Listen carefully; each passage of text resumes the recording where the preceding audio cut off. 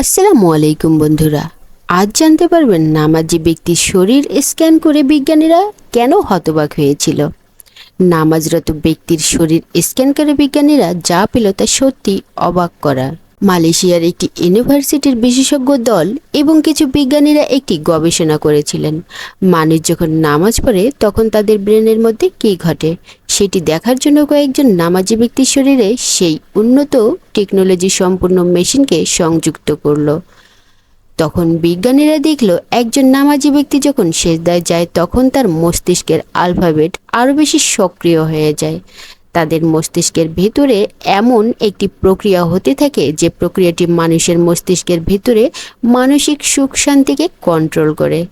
মানুষ যখন প্রতিদিন টেনশন বা ডিপ্রেশনের কারণে বিধ্বস্ত অবস্থায় চলে যায় তখন সেটিকে রিকভার করার জন্য নামাজ অত্যন্ত কার্যকরী ভূমিকা পালন করে থাকে।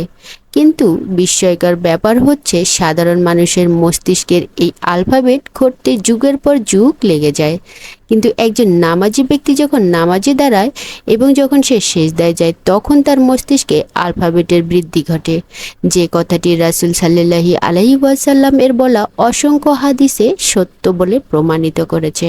সুবহানাল্লাহ। আল্লাহ আমাদের সকলকে হেদায়েত করে নামাজ পড়ার তৌফিক দান করুন। আমিন।